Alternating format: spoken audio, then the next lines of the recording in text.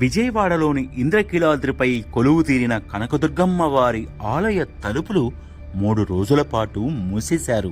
అది 1917లో. అవునండి, మీరు వింటున్నది నిజమే. 1917 నవంబర్ 4, 5, 6 తేదీల్లో బెజవాడలోని మైలవరం రాజా భవనంలోని నాటకశాలలో మొదటి పంచమ సదస్సు జరిగింది.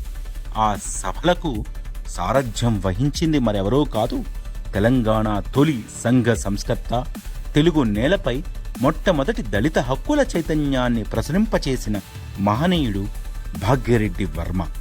ఆ సభలకు అయ్యదేవర కాళేశ్వరరావు, గూడూరు రామచంద్రరావు, వేమూరి రామోజీరావు లాంటి కొంతమంది అగ్రకులాలకు చెందిన పెద్దలు కూడా హాజరయ్యి మద్దతు ప్రకటించారు.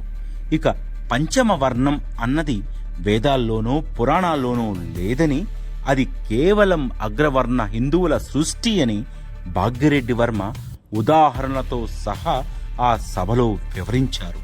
అణగారిన వర్గాలే ఈ దేశ మూలవాసులని, ఆది హిందువులని కూడా ఎలుగెత్తి చాటాడు. ఆ మహనీయుడు పుణ్యమ ఆ కార్యక్రమం 2వ రోజున పంచమ సదస్సు అన్న పేరుకు బదులు ఆది ఆంధ్రుల సదస్సుగా మార్చారు.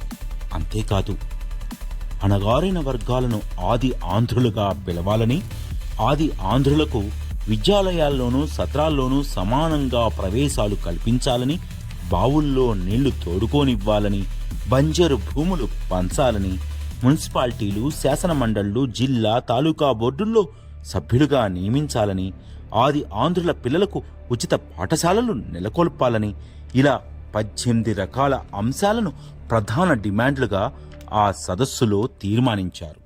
అంతేకాదు, ఇక ఆ సదస్సు జరుగుతున్న 3 రోజులు ఎక్కడ అణగారిన వర్గాల వారు బలవంతంగా ఇంద్రకీలాద్రిపై అమ్మవారి గుడిలోకి వస్తారేమోనన్న భయంతో అధికారులు, పూజారులు కలిసి 1917 నవంబర్ 4, 5, 6 తేదీల్లో ఆ జగన్మాత ఆలయ తలుపుల్ని మూసేపించారు.